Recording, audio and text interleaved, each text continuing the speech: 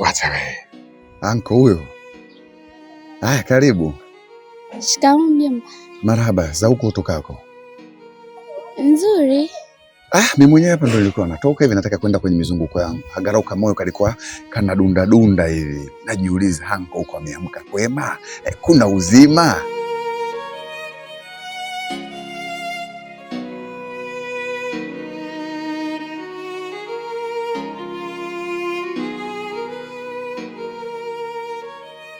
Hii 30,000 ndio ile ambayo tulielewana nayo. Mbona hiyo 10,000 nayo imezidi vipi? Hiyo 10,000 aliongeza kutokana na muda alioongeza. Mimi niseme ni vizuri kwa sababu tukipata wateja hawa 100 tu, mimi mjomba wako nakuwa kibonge mpaka napasuka. Maana sio kibonge tu kunyema. Anko, hapa namshukuru Mwenyezi Mungu hata dada yangu mimi kumleta mtoto mzuri kama wewe, rangi ya Mtume, ambaye sasa hivi napata masilahi kupitia yeye. La! Mungu ampunguzie adhabu ya kaburi dada yangu wewe. Kwa hivi haibu naona mimi. Haya basi mimi naenda kwenye michakato yangu. Lakini mjomba, na mimi pia ni binti ambaye nina matumizi madogo madogo. Nilikuwa naomba unipatie hata 5,000.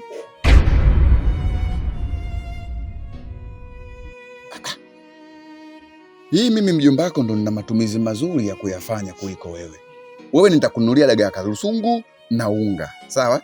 Mwenye mdafa unajipikia kijiugali, vidagaa ya karusungu utachagua uvikaange na ndimu au chukuchuku na vijidimu. Basi haya baadaye bwana. Sema lakini mjomba hata 5,000. Hayo matumizi mabovu ya hela.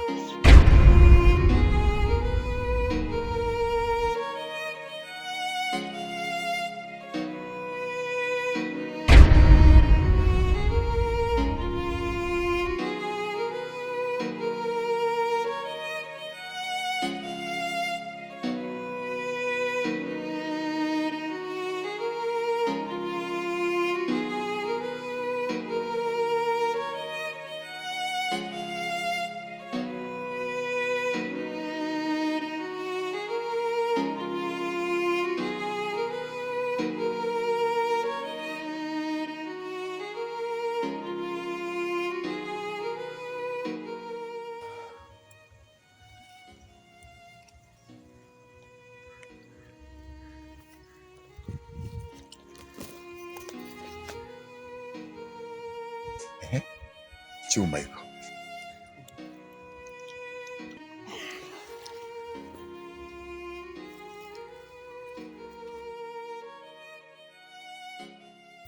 Samahani mjomba, nimechelewa kidogo maana alinichanganya hapa. Basi ndo hapa na mimi niliamini utapajua tu kwa sababu hakuna miti sehemu nyingine zaidi ya hapa. Mimi nikawa natazama labda utatokea huku au utatokea huku, lakini Mungu amebariki umefika. Tusipoteze muda. Huyu hapa ni mteja wako.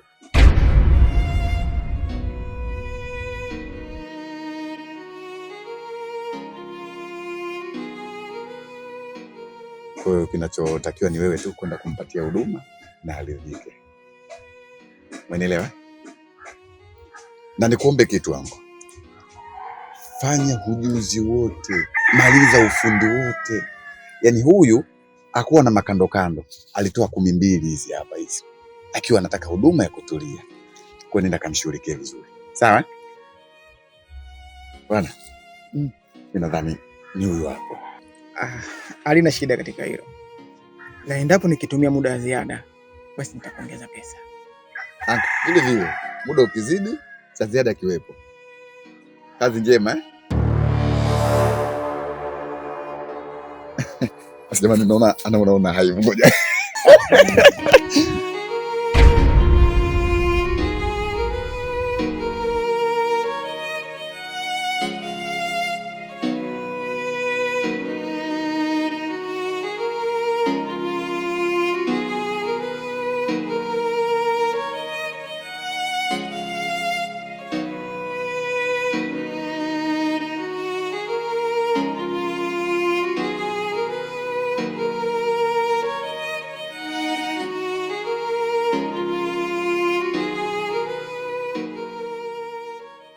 mimi kitu ambacho kimenifanya nikulete hapa sio kwa sababu ya kukutumia.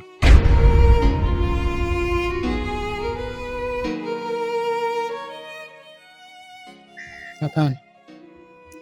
Kama ningelikuwa nahitaji kukutumia, basi ningekupeleka nyumbani kwangu au hata guest. Labda nikuulize swali. Hiki unachokifanya wewe ni kwa ridhaa yako au kwa sababu ya mjomba wako?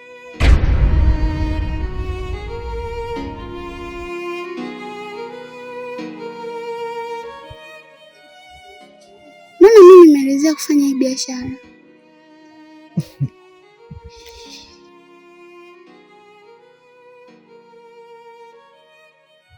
Mboni za macho yako na uso wako ni dhahiri kabisa unajaribu kunificha. Kama nilivyokuambia hapo awali, nahitaji kukusaidia na muonekano wako ni tofauti na hiki unachokifanya, na njia pekee ya kukusaidia wewe kukutoa kwenye hilo janga ni njia moja: ukubali uwe mke wangu.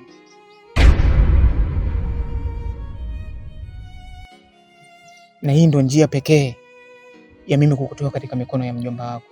Mjomba wako hatakuwa na uwezo tena wa kukufanya wewe ama kukuendelesha wewe vile anavyotaka, au kukufanya wewe kama chanzo cha kumuingizia yeye kipato, namaanisha kujiuza.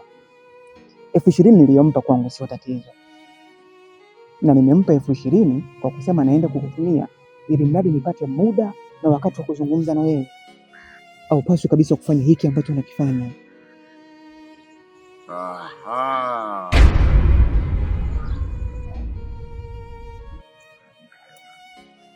Mimi nilijua, tena niliyajua, yani niliona kabisa kwamba huyu sio mteja, ila huyu ni mtu mfukunyuku anayetaka kuharibu mipango ya watu.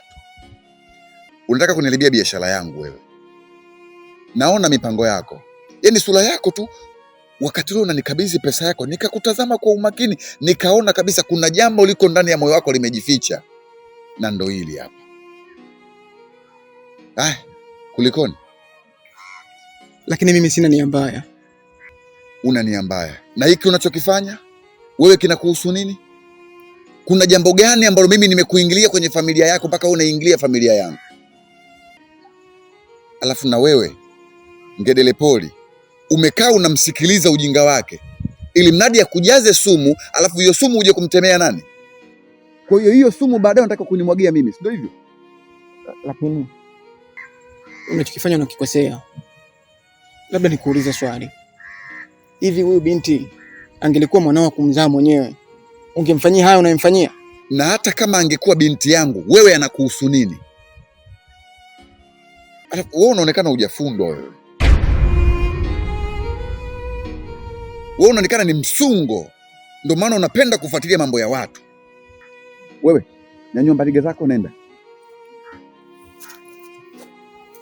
changamka, nenda.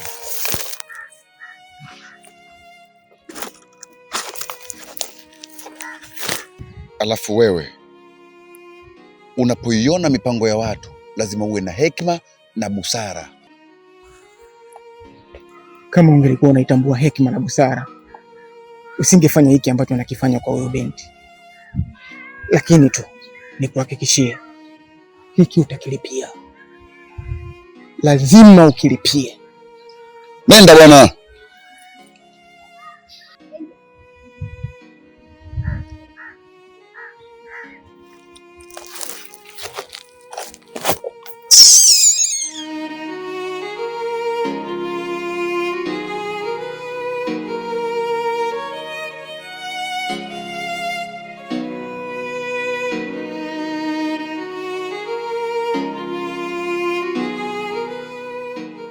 Eliza.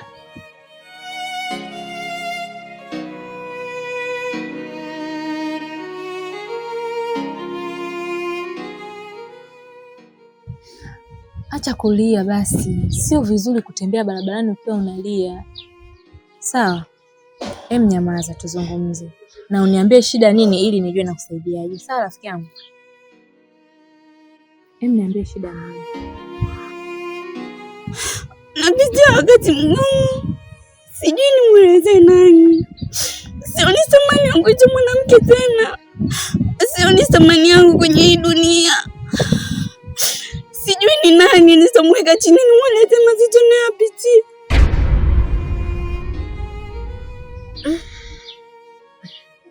Pole. Ila kiukweli sijaelewa unazungumzia nini. Kwani una shida gani? Nadhani nafahamu naishi na mjomba wangu pale nyumbani. Mjomba wangu ananitumia mimi kama biashara. Ananifanya mimi kama dangulo tupate kula pale nyumbani.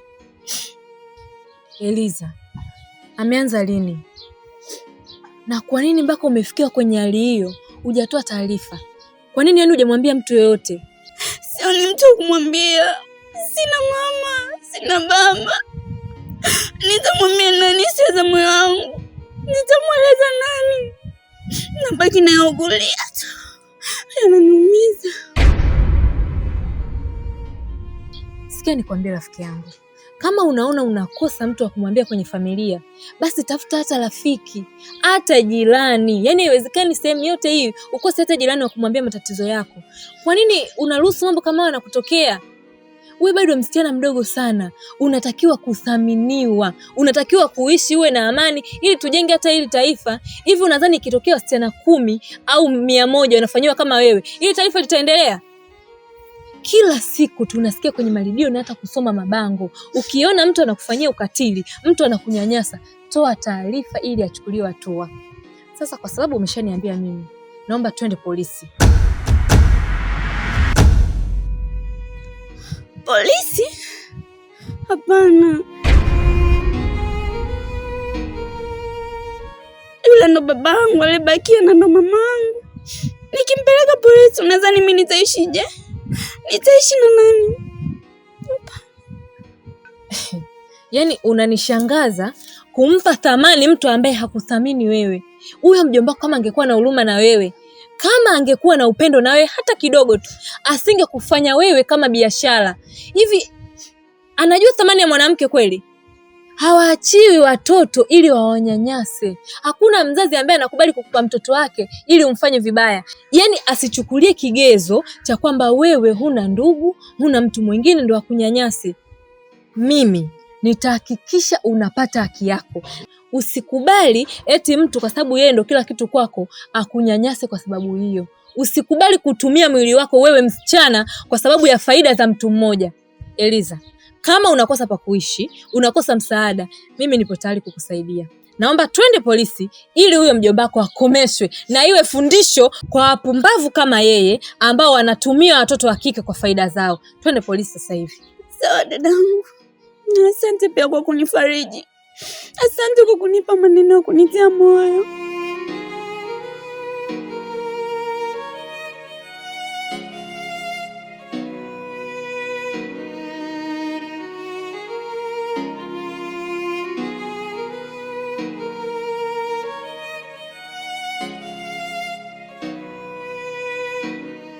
Bila samani. Afande, mimi hapa naitwa Agi na huyu ni rafiki yangu anaitwa Eliza. Sasa tulikuwa tunaelekea kituoni, ila nilipokuona hapa kwa naomba tuzungumze. Inawezekana? Hamna shida. Sisi jeshi la polisi tunasikiliza matatizo ya aina popote pale. Sawa. Huyu ni rafiki yangu kama nilivyosema mwanzo, ila huwa tukutani mara kwa mara kwa sababu mimi nakuwa busy na kazi.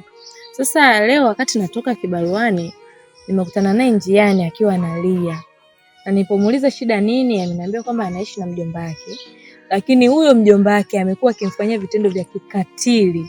Yaani anamtumia huyu binti kumuuza kwa wanaume ili wapate riziki pale nyumbani kwao. Sasa mimi kama msichana siwezi kukubali nione msichana mwenzangu anafanywa vitendo kama hivyo alafu ninyamaze. Ndio nikaamua nimchukue ili tuje wote kituoni. Pole sana binti.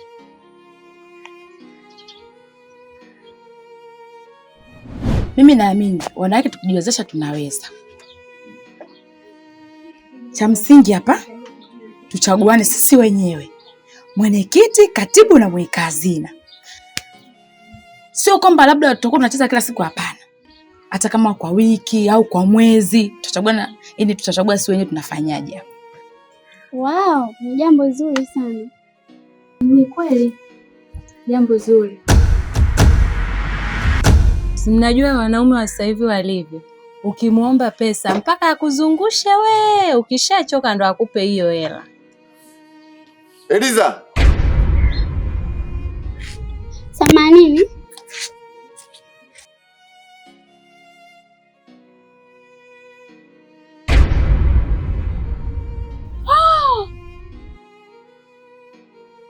Makubwa. Sasa hapo kafanya kosa gani jamani?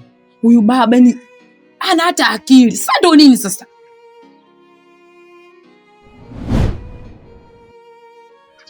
Anachokieleza mwenzako ndo kinachoendelea. Wewe nilikwambia nini? Wewe nyauba wewe. Nilikukataza nini kukaa vikundi na watu kuzungumza? Ulishanikataza mjomba.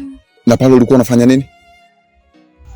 Kuna vitu vya muhimu tulikuwa tunavizungumza. Vitu gani wewe vya kuzungumza? Utazungumza nini na wale? Mtashauriana kitu gani na wale? Naomba nisamehe mjomba. Uona nitafuta undani wewe? Nitakuvunja miguu yako hiyo wewe. Unataka nikubadilikie, nikuoneshe sumu zangu ninavyozimwaga wewe. Mimi nikimweleza mtoto sitaki kitu fulani, sitaki afanye hilo jambo, nitakuvunja miguu wewe. Unanijua mimi nina roho mbaya. Unataka nirudie tena kuwa na kudunda dunda eh? Nikubadilisha hiyo rangi yako eh? Sasa siku nitakapokukuta tena umekaa kwenye makundi unazungumza, hakika nitakuvunja miguu. Nilikwambia hivi vitu ni siri yetu, haya ni maisha yetu, haipaswi umweleze mtu yoyote. Kesho na kesho kutwa mtaingilia vitu vingine hata visivyohusika, mtaelezana, watajifanya wao walimu wazuri na kukuelekeza, kumbe wapuuzi na wajinga, maisha yao yamewashinda. Sasa pale mnashauriana nini? Wale wanauza samaki, sio samaki wa mama zao, sio nani, mtashauriana nini? Tena sio visamaki, ni vijidagaa. Hebu pita hivi, nenda hivi, changamka. Mtoto gani usielewa? Mwangalie miguu kama unapenda kujisaidia polini vile, miguu imekaa upande, mitega haieleweki. Nitakuba mwana wewe. Shwaini wewe.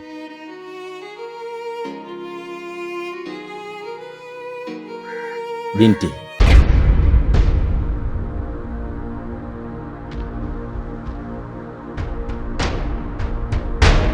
Hapana kaka, hamna kitu kama hicho.